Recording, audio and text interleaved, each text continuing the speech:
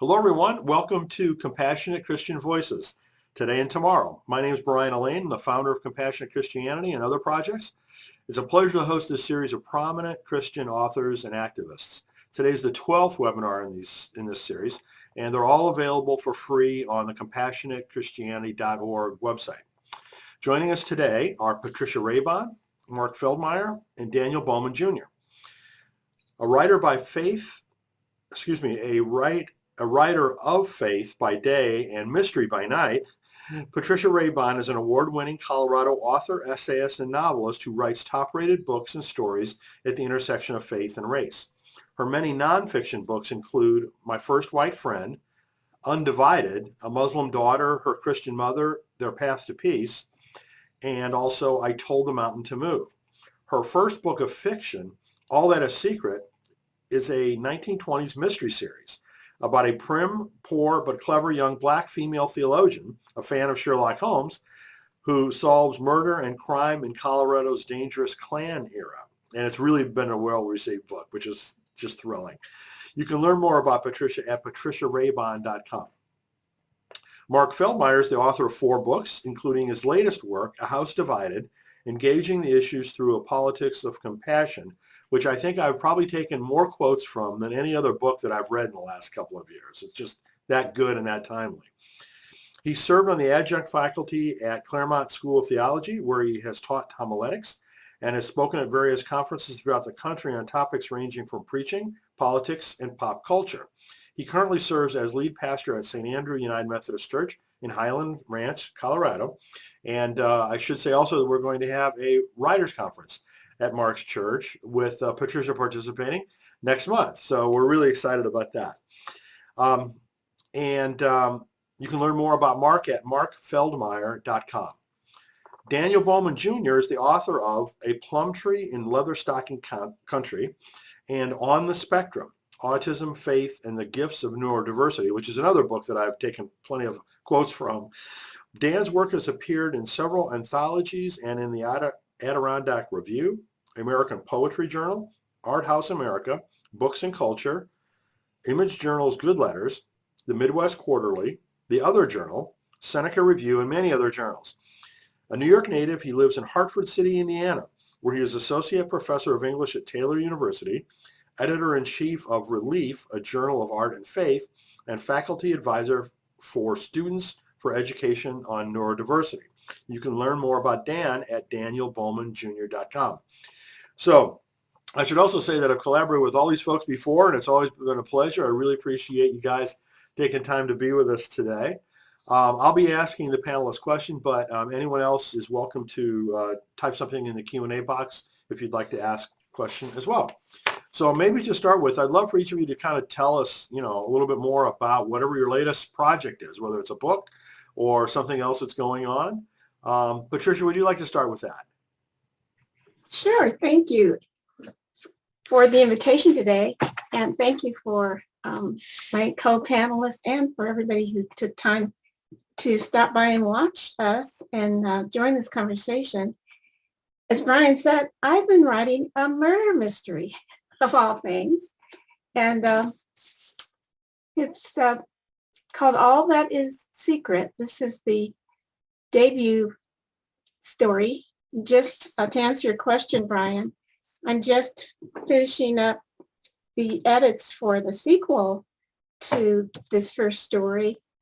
When it was sold, I was excited about that because it was a pandemic. I was getting ready to say a pandemic vanity project. Maybe I shouldn't call it that, but maybe that's what it was. And so I had no idea if anybody would be interested in it. And then when Tyndale made the offer, they asked, could I turn it into a series? Because mystery readers love series.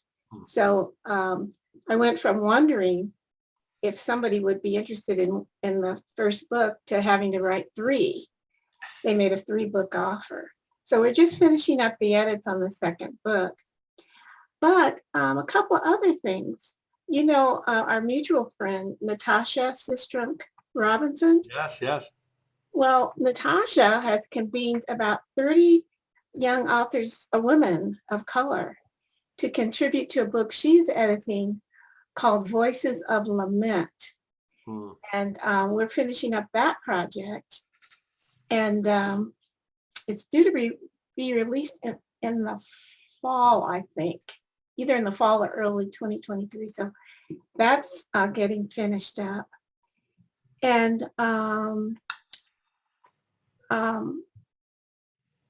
then the other thing that I'm doing is, because I'm writing historical fiction, is spending a lot of time in the archives at the Denver Public Library, both their digital collection, which is online, and a fabulous resource. And then they have a lot of things, of course, on microfilm that require an in-person visit. I'm doing that. As you know, Brian, I also am a contributor to Our Daily Bread. Sometimes I call it old school Our Daily Bread. I shouldn't call it that, because I really love writing for Our Daily Bread, because it requires me to be in the Word, to do those little devotionals. And so, that's always on my list. Every month we are invited to submit at least 3 devotionals for that publication, which has a global reach. Yes. So I'm humbled by that work, and I just love so many things about it. So that's on my list. And then I just did a Q&A interview for Christianity Today for Matt Reynolds, who's the books editor, for somebody else's book. I interviewed the author. Oh, good. Okay. So you're really busy. Right, but I'm very grateful. I'm always so grateful for this work, and I'm grateful to have it, and I'm grateful for people who read it. So that's my update. And I'm so glad, that the fiction book, has gone so well, because, as we talked about beforehand, that was an experiment for you, to kind of go out into a completely new territory than what you've, previously charted. And I'm just so happy that it's gone so well. Thank you. One other thing about that, I love Clergy Mysteries, and there are a lot of really good ones. So I love that my lead character is a little young theologian.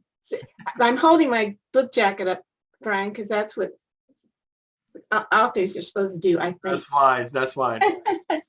So I love that she's a theologian and trying to figure out who she is and who God is, and how to solve a mystery. So speaking of clergy mysteries, Mark, do you have any clergy mysteries that you're planning to write about, or?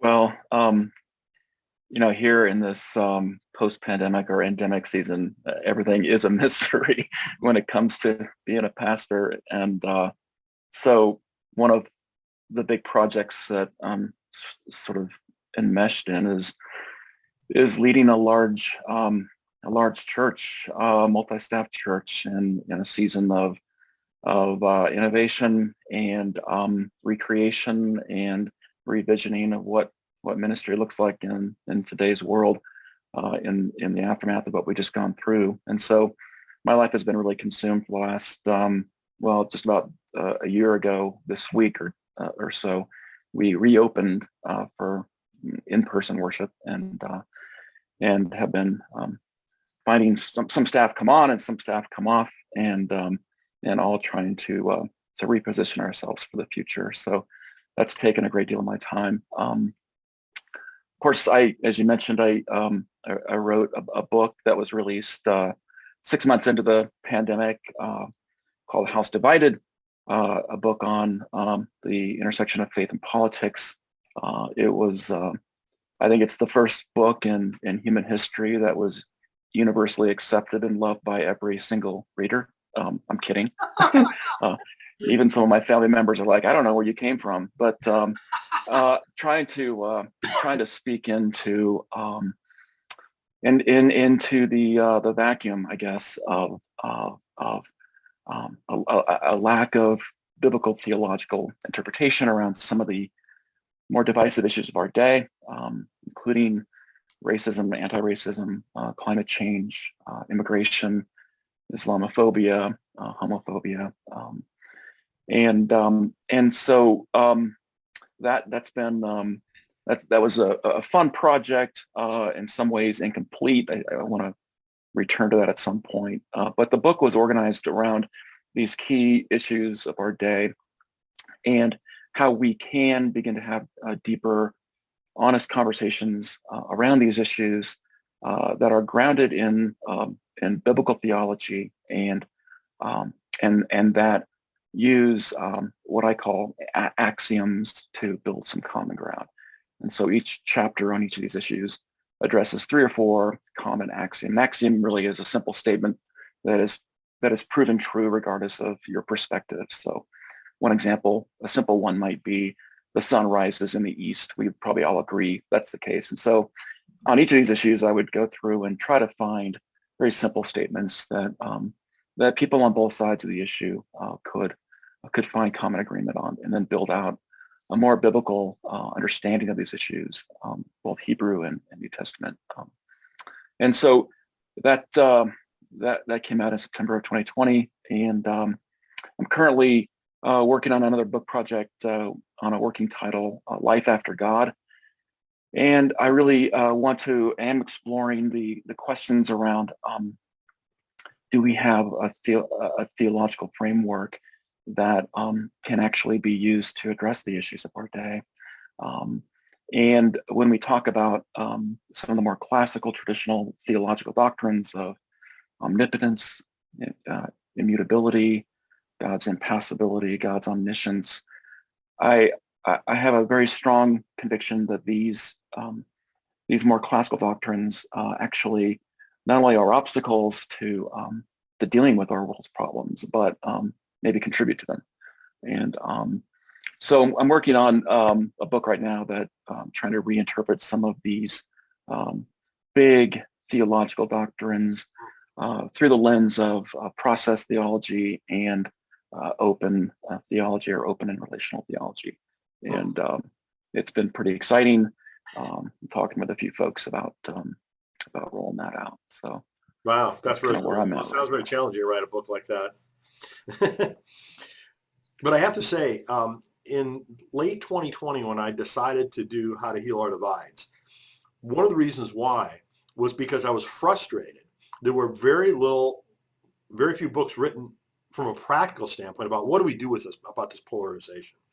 And Mark's book was the only one, or at least the best one, I should say, of any of the books that I read that was practical in dealing with, some of these issues. There's been more that have come out since then, but, it was kind of an impetus for me to launch that effort. And Mark was one of the contributors to the first book. And as we'll talk in a minute, Dan is one of the contributors to the second book. So that's exciting as well. So given that, Dan, why don't you give us an update, kind of on, what your latest project has been, the projects. Yeah, so the memoir and essays on the spectrum, autism, faith, and the gifts of neurodiversity came out in August of 2021. So it's not been that long, but it's kind of was it's picked up a little bit, and I still am seeing a lot of interest in it. So I'm doing a lot of events related to that still throughout the year, which is really great. But I've got 2 new book projects that I'm going to work on this summer that I'm really, really excited about. The first one is a second nonfiction book. And my vision for that isn't really fully fleshed out yet, but it's going to be creative nonfiction, essays like the first book. But instead of being focused on me and telling my story, I want to travel a little bit, and I want to go out and hear the stories and voices of autistic people of faith in many different contexts. And so it'll be another collection of essays, but instead of being memoir again, it'll be outwardly focused. And so I think to me, that's really exciting, because I think I don't have another memoir in me right now anyway, for sure. I talked about my childhood and about everything you could do. I haven't developed any new thinking along the lines of, the relationship between faith, Christian faith or theology, and autism or neurodivergence, So I was just beginning to do some of that groundwork in the first book. And I think I have to live into that more and hear more stories and see more stuff. So for the second one, anyway, what I want to do is I want to interview and spend time in person with folks who are autistic and are living in different contexts, different racial and ethnic backgrounds, different national backgrounds, because culture becomes really interesting with autism, because the expectations of how you're going to behave every day will be quite different in different cultures. And so if it's a culture that's more, relies on certain social norms that we might be able to get away from as an American autistic, maybe you can't in other places. And so I want to hear those stories. And then the other part of that book will be I want to travel out to places that are doing cutting edge research on neurodiversity and on autism. In particular, if they're, how do I want to describe it? There's a paradigm shift kind of between the old organizations like Autism Speaks and some of those huge organizations that for years have been funneling millions of dollars into finding a cure and into helping families with children on the spectrum. But they have been criticized from time to time from the autistic community for not helping autistic adults. And the idea is we don't just disappear when we turn 18. We have lives to live beyond that. And so where are the organizations that are helping folks into adulthood? And so I want to go out and look at some of those organizations. For example, I'll give you two quick examples. I'm doing a webinar pretty soon for the Center for Autism and Theology at the University of Aberdeen in Scotland. That's my sweet spot. I didn't know there was a Center for Autism and Theology, but sure enough, there is. And so people are starting to have the conversations about intersecting identities and so forth. I want to go there and spend some time there and talk with the folks who run it and see, okay, what might we be looking at in the next 20 years in terms of the way autism resides in the popular imagination and the way we think about it and talk about it and treat autistic people, and even within the church. And so I'm really excited for that book. I'm hoping it's going to allow me to do a little bit of travel, like I said, and go meet some folks and just hear a lot of different perspectives, because you all know the danger of the single story, and I feel like my story is to some extent just a single story. And so as much as a lot of people have picked up on it and valued it, and I appreciate that, it's time to hear from other voices. So I don't want to speak for them or speak over them. That's the opposite of what I want to do. I kind of want to just pass the microphone and say, I have a little bit of an audience here now, and I have a little bit of a platform here now. Why don't we get you on it so we can hear from you? So that's what I want to do. Second book, totally different, but I'll talk about that for a sec if you don't mind. Sure. I've written in multiple genres because I'm not a theologian, I'm not a scholar, I'm a creative writer, and that's my whole background. So my first book was a book of poems that Brian mentioned at the outset. The second book was a memoir in essays, so creative nonfiction. I've got a couple fiction manuscripts completed. So a couple years ago, I wrote a young adult novel called The Autism Journals, and it features a character who's a senior in high school out here in the Midwest, and he's autistic and is trying to get through school and figure out, how to navigate that social sphere and the academic sphere and all that stuff. I love contemporary realism in writing for young adults and children. So it's not like, a lot of the books that sell are fantasy or speculative in some way, sci-fi, things like that. Well, my agent didn't get a great, I'll just tell you a little backstory on this real quickly, didn't get a great response to the realism aspect of the novel when we sent out to a couple of publishers. But what we did get was really good feedback on the writing. They said, we really like this. It's a great story. It's important. It's good characters, really well done. But we're not buying realistic YA right now. So I'm like, well, what do I do? And I even had one say that if you turned it into a middle grade novel, we would probably be interested because those are selling. I wanted to get creative, and so I reached out to a friend who's a graduate of Taylor, actually. She was a double major in illustration and creative writing, and she's wildly talented and has just relocated up to Chicago after graduating and is doing a lot of freelancing.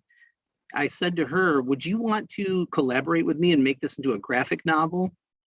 And I said the first step would be read the book, read the manuscript, the completed manuscript, and see if it really moves you, if you like these characters and they mean something to you and you'd be passionate about this project with me. If not, that's okay, but I'd have to find somebody who believes in this, you know. But turned out she loved it, and we're working right now. We've just begun getting materials ready for the proposal stage. So it's going to go in with it's a weird book to propose because it's a completed manuscript, but then we're going to have sample illustrations and panels with text boxes and all that stuff to see if anyone's interested in a graphic novel. So I could be playing in two very different spaces soon, I hope. Very cool, though. Yeah, it's super cool to me because my career is already kind of quirky. I'm not known for one thing or the other much other than autism. So in terms of form and genre, I'm pretty wide open and I'm having a lot of fun with it. So yeah, that's where I'm at right now. Fantastic. Very cool. You guys are also creative. It's just wonderful to see and hear about all your projects. But I also know, you know, all the authors I talk to are great readers too, right? And you read very interesting things. So I'd love to hear kind of what has been recent on your reading list. Mark, can you start us on that one? Yeah, a few books that I have really enjoyed over the last couple of months. One is a novel by an author by the name of Matt Bell. The title is Appleseed, and it's a genre that I'm not really deeply familiar with, and that's sci-fi. But it's a book, a massive book about climate change and the future of the Earth and the future of humanity. And it's a book that really completely blew my mind, and I'm still thinking about it every day. So it's that good. A book in theology that I'm currently just not only reading but teaching a class on is a book by Thomas Ord.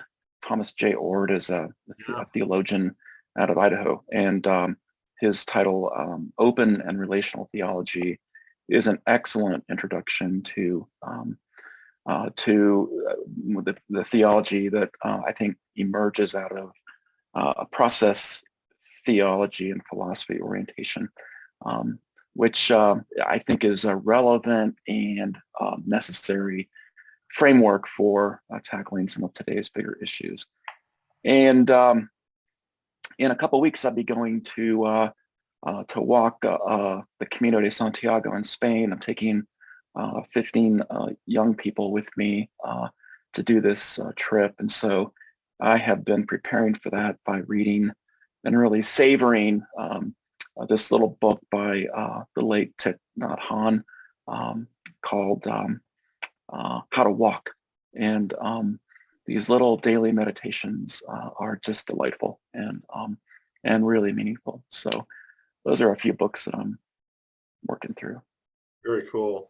I had interviewed Thomas Ord a little while back about his book, and so it's fascinating. I need to learn more about that area because I don't know anything about it. But Dan, how about you? What are some of the latest things that you've been reading? Well, I'm just looking through some of my lists on Goodreads and stuff because I tend to forget whatever I'm reading. A lot of, as I'm looking through the list, a lot of it turns out is YA and middle grade because that's where my head is right now in terms of, you know, writing that story and trying to remember and reflect and understand the coming of age moment, you know, that shift from innocence to experience that a character makes maybe between the ages of, 12 and 18, somewhere in that. And I continue to be fascinated by those moments, especially as Christian faith plays a role in shaping who the adult becomes and when people have to face moral and ethical dilemmas and so forth.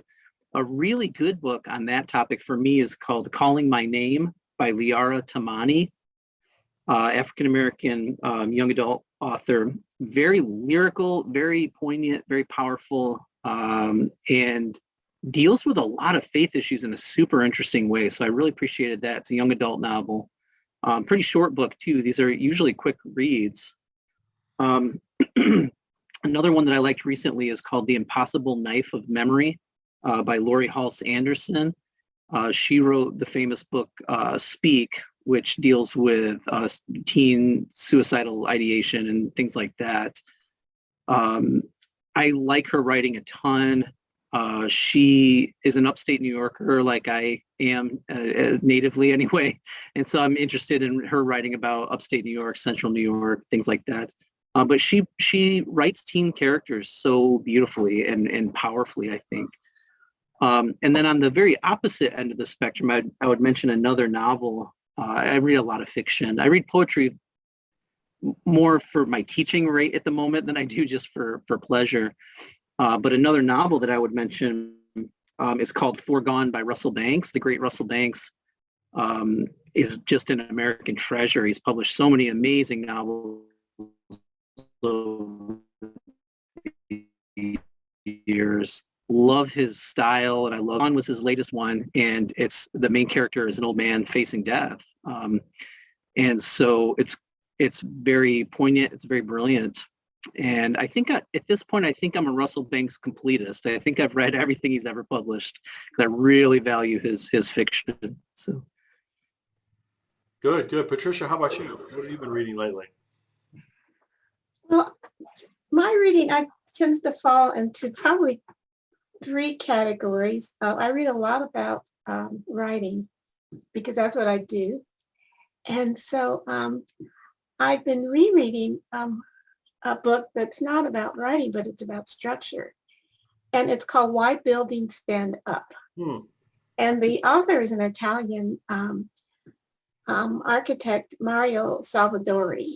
And when I was teaching at writing at the University of Colorado at Boulder, that was on my syllabus because he looks at structural integrity, and so I loved using his principles as a point of entry for my students to think about why elements like structure might not feel creative, but why they matter so much. And so, Salvadori's book talks in, for me, fascinating ways about buildings that are identifiable, some of them that, have become iconic in just human memory, like the Leaning Tower of Pisa, and places like that we all sort of know about.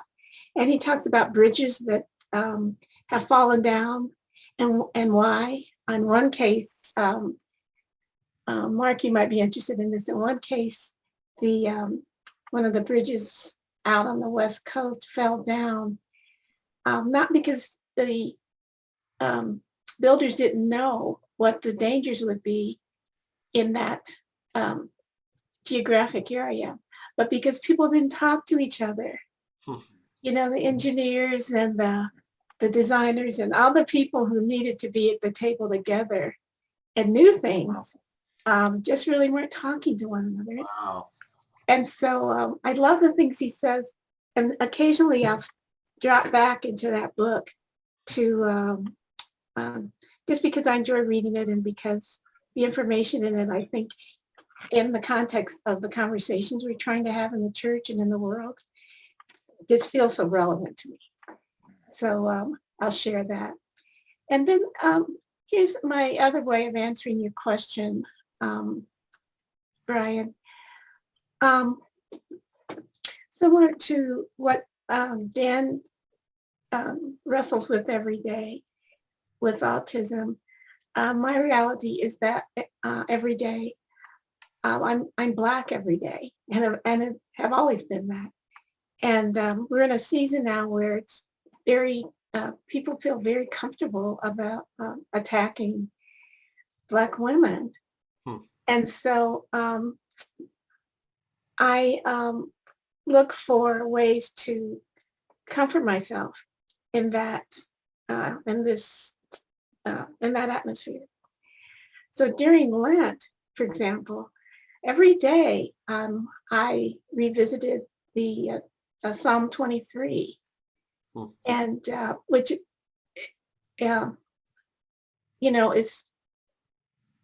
is so Psalm 23-ish that it seems like there's maybe nothing else that we can get out of it, something we all learned, as little children. But, I've been reading the Bible for comfort, and in particular the Psalms, and that's one of them. And, and so I'm so grateful to have spent a lot of intentional time with that particular psalm. And so that has encouraged me to continue to do that with other psalms for the comfort and assurance that they give me on a day-to-day basis. And then lastly, I love fiction too. I love story and storytelling. I love that the parable model that we gain in the way that Jesus taught affirms stories. And so that's my excuse for reading all the fiction that I want to, all the stories.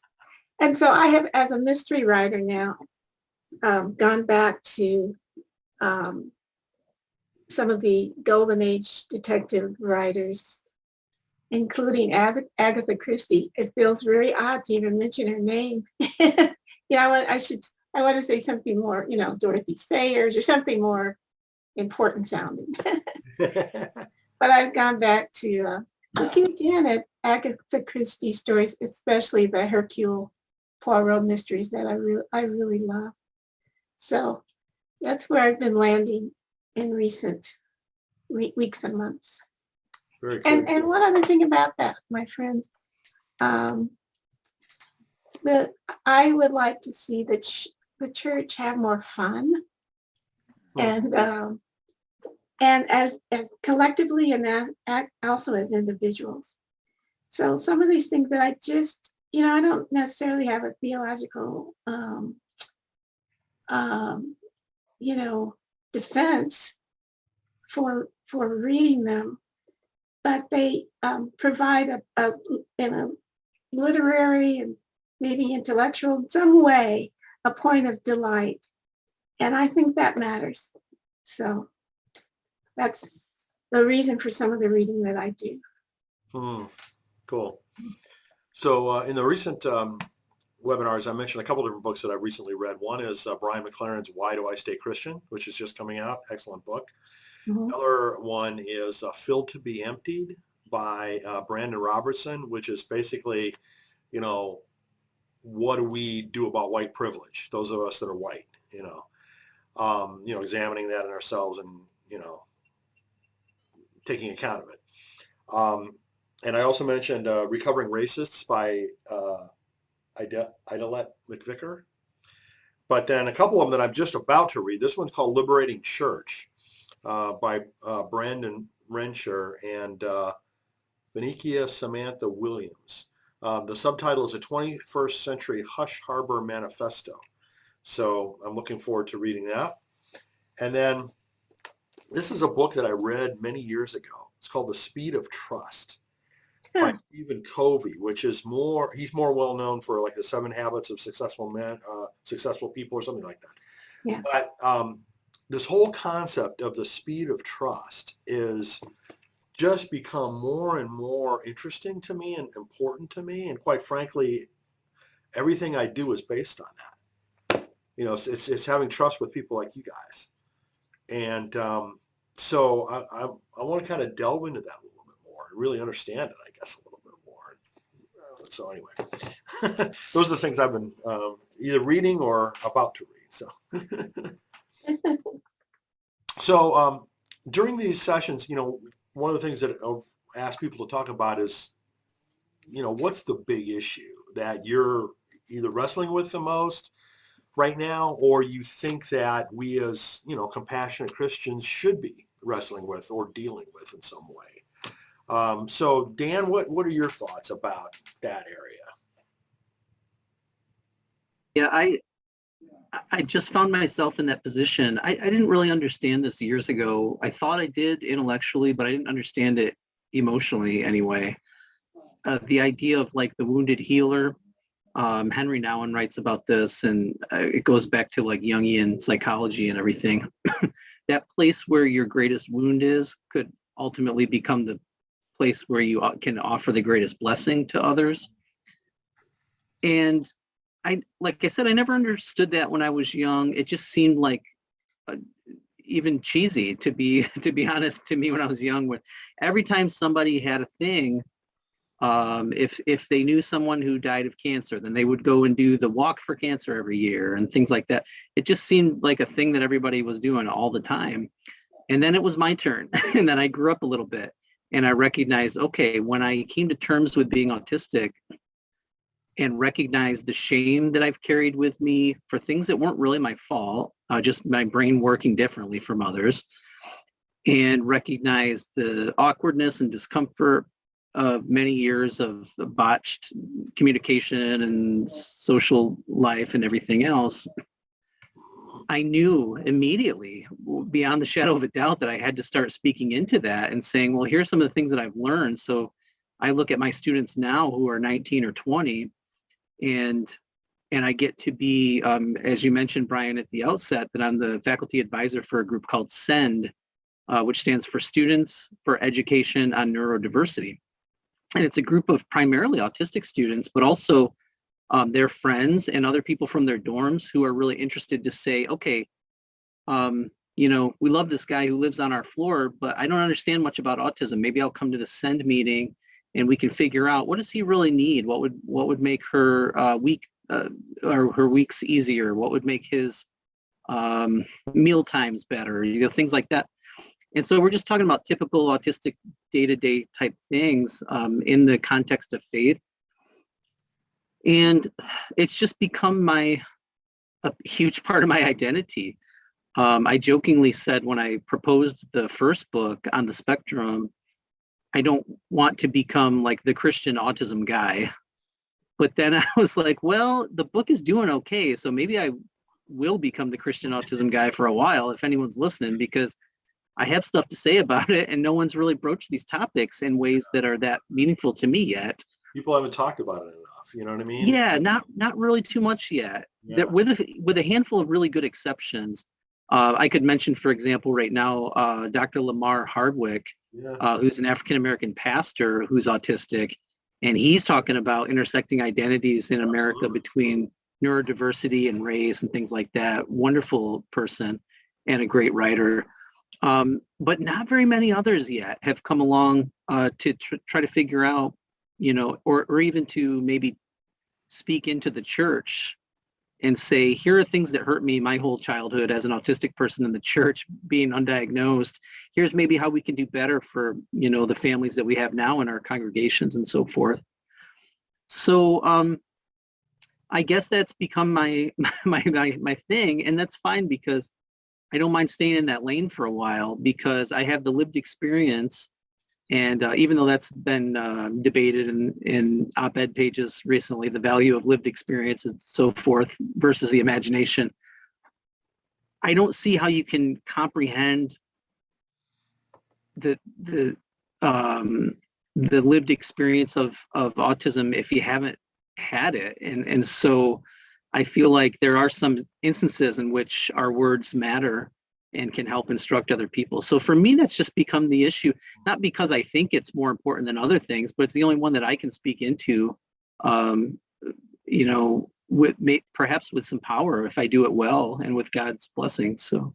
Very cool. Very cool. I don't even know if you know this, Dan, but Lamar wrote a chapter for the new How to Heal Our Divides book also. That's fantastic. Yeah, that's an honor. He's wonderful. So well, excellent. It's really great to have both of you, participating in this. So. Yeah, that's great. Yeah, and I interviewed Lamar for his book, most recent book when it came out too. So Yeah. the other thing I wanted to mention too, back to your kind of wounded healer concept.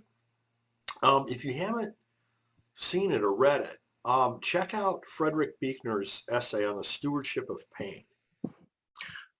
It's in his book Secrets in the Dark, and I think may have been in Okay. another book too. But there's also a video where he talks about it a little bit, kind of the genesis of it. And so I'll send you a link to it. It's very powerful, but it's a lot. Yeah. So Yeah, that'd be great. I read a decent amount of Beekner, but it's been years, and that would be awesome. Yeah, I'd love that. yeah, I'll send you links to them. So Patricia, how about you? What are you feeling that is the big thing that we need to deal with? Well, I appreciate what Mark just said about leaning into who he is and stepping up to that podium that, maybe you didn't plan on building, but standing on that platform and saying some things.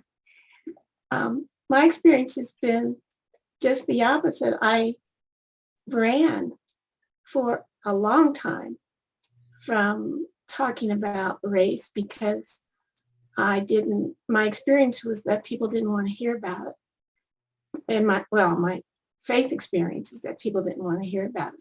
And I remember one time, Brian, early on when you started writing for your life, you asked me if I would teach a writing session, and I asked you if I could teach memoir. And you said, I've got 1,000 people who can teach memoir. I want you to say something to people about writing and faith and race. And I often think about that because we don't choose these assignments. And but if we find ourselves in in those buckets, in those categories, then perhaps that's because the Lord is saying to even humble me or you, go forward and say a couple of things. Even if it feels that people aren't listening. And one of my great life pains is that I feel that the people who should care so deeply about our the horror and the brutality of our racial past and present turn away from it. And so every day sitting down at this keyboard writing about faith and race, I need an extra portion of willingness to just go do it and let what God does with it be his work. And so that's where, I find myself still in that arena, often unsure that people care about it at all, because they're saying we don't care. They're passing laws that say we don't want to read your history. We don't want to know that you grew up under Jim Crow segregation. It's not important. Your wound is not one that is something that I'm going to give time to. And that's been, I'm not going to say Black Lives Matter. And it's just been so hurtful. But, the Lord has said, just keep at it, And so that's my assignment, to just keep at it. Well, I think, you and I started collaborating around 2014, 2015, something. It's been a while. Like quite a few years, right? Yeah. And at that point in time, within the faith communities that I was, aware of, not many people were talking and writing about race. Right. And so obviously, I mean, have always felt that it's a really important thing, and so that's why between that and also obviously my great respect for your ability is why I wanted to encourage that for you, and now I mean it's the last couple of years a lot of folks are writing about that, Right. but that wasn't the case. You were more, I mean, who am I to say pioneer, but I mean at least it felt like it to me. Well, I appreciate, Dan's point about these callings Mm-hmm. that, we often question, are you, God, are you sure? But because so often to feel, it's so common, I guess, to feel insignificant, or maybe I don't have anything to add, or whatever we feel. But what I've learned is that it's in the going and the trying and doing that God gets glorified. And so just get up, Patricia, and go do it. And don't worry so much about the outcome. So that's been, in a world that measures things, that's been an important place for me to try to be. Well, I mean, there's a whole discussion we can have around measurement, right? Yeah. We've all got so indoctrinated by capitalism, plain and simple, right? So measurement is how much money you have, or how big your house is, or how many cars, or whatever. I mean, all these material sites of quote unquote accomplishment. Right.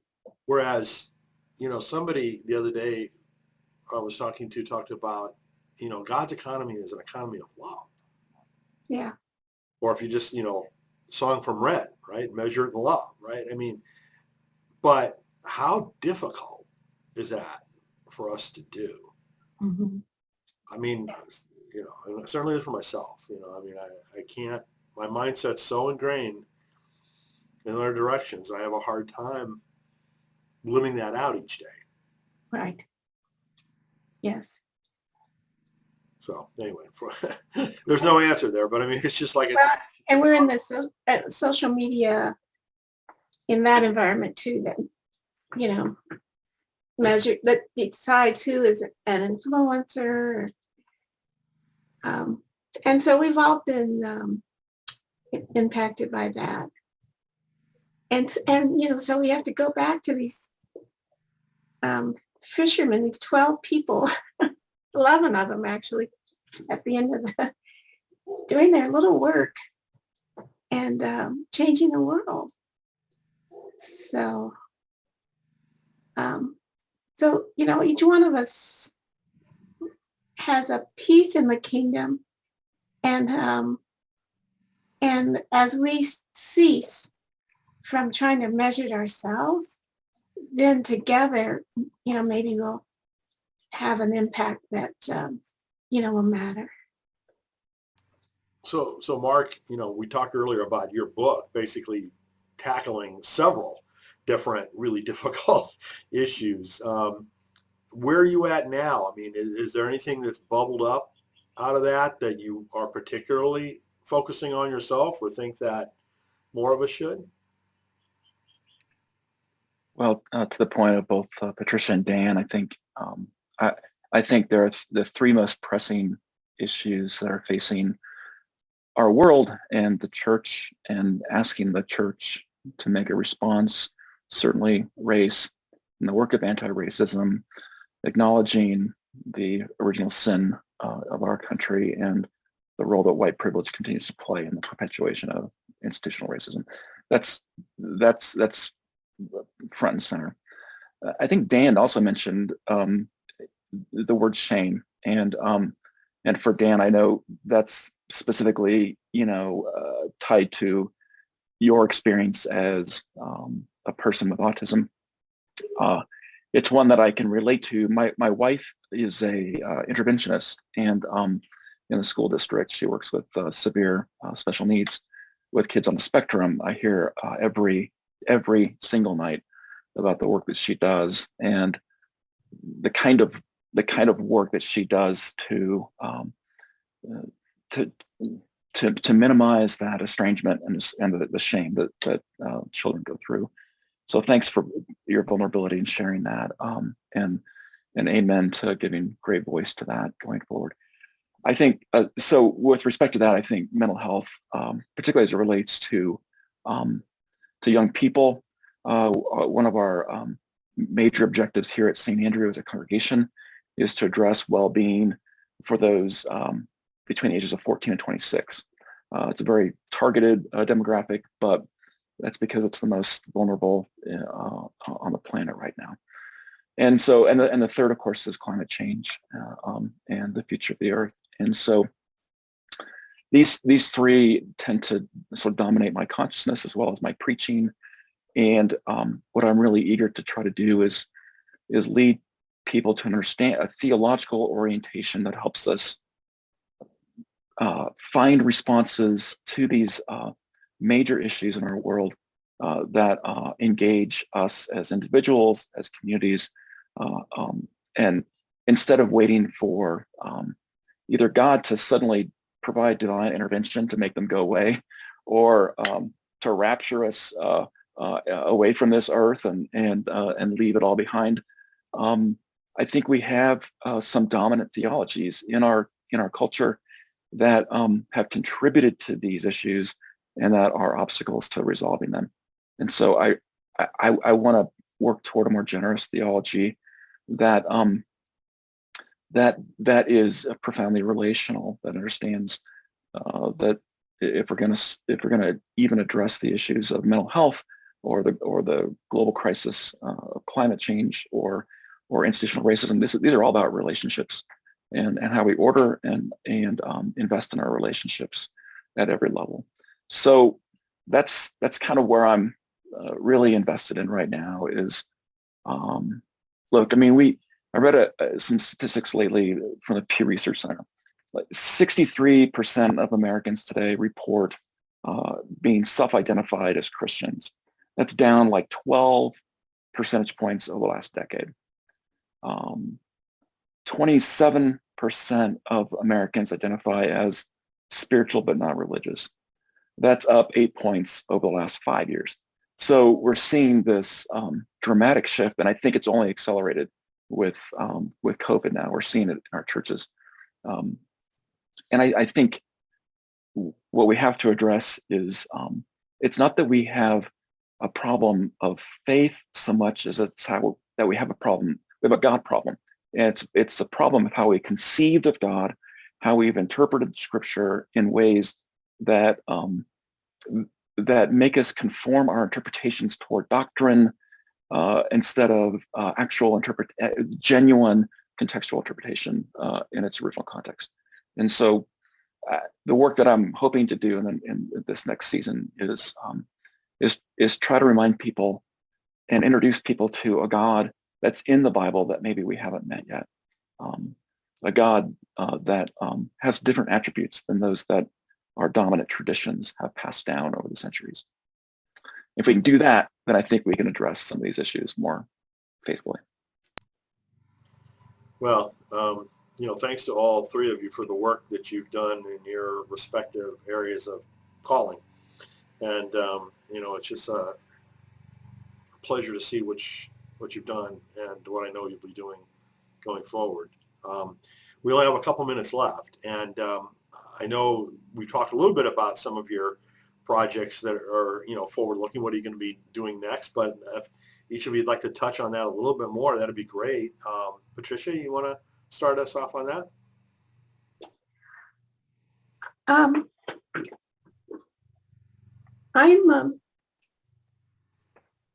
thinking about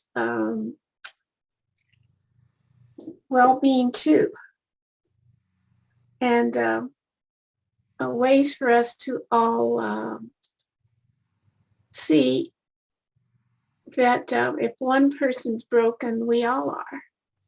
If one person's not free, we all are not. And that as we climb our way out of our silos that we can find that, oh, my issue is yours, and yours is mine. And so I'm grateful to you, Brian, for convening us today to help us demonstrate that as we talk about where each of us are. In fact, we're all on the same road.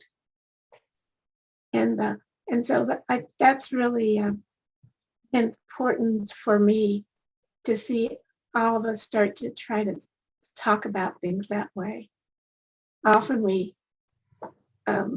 do separate our issues, but in fact, we're all on that same journey. Maybe we can then start to see one another. Amen. Amen. Mark, how about you? Well, I could talk all day about all the books that I want to write and all these ideas. I can say what really excites me about this next season, really immediately in front of me, is, as I mentioned, I'm taking a group of young adults to Spain to walk the Camino de Santiago, an ancient pilgrimage that's over 1,000 years old, and it's not just, in fact, it's not really about what I want for myself so much as it is a way to model my values around this particular age group and investing in them and in their well-being, and spending several days on foot with just put some sneakers on and a backpack and go walk and talk and be with people and be present for them and with them and support them. It's really for me, it takes everything that's up here in my head and makes me, get on my feet and go. So. Well, good for you. I hope you have a wonderful time. I don't know if you've read Wes Granberg Michelson's book about pilgrimage, where he talks about that. It's called Without Oars, is the title of the book. I think it came out last year. But anyway, I did an interview with him about that arena. Great. Thank you. Dan, how about you? What's up for you? I guess I am thinking about both Mark's and Patricia's ideas a lot. I really love Mark's notion of the fact that there's perhaps a God behind everything we've been thinking for many centuries that we haven't quite even met yet. That really gives me a lot. I see that as being very, very hopeful because as an artist, as a creative writer, one of my problems with the church was always when it was presented to me in ways that lacked imagination, in very narrow ways. And I've been wanting to restore the imaginative, artistic qualities to church life, to some extent. So I really, really appreciate that. And I love that. Patricia just mentioned, we're all on the same road and your problems are my problems and vice versa. That's really what I wanted to end with, I suppose, is that, I might be talking about autism in particular, but I could be talking about just about anything and saying, look, just pay attention to the people around you. How can you love them well, your neighbors and your enemies, if you don't know anything about them? I gave a recent example of there was a new Bosnian refugee family that moved into the neighborhood where my in-laws live. And my father-in-law this was around the holidays, my father-in-law wanted to bring over a present, but he asked some folks that he worked with who were Bosnian, are these folks, do you know these folks? Are they, because they had many connections to the same people, so they came to the same area of New York State.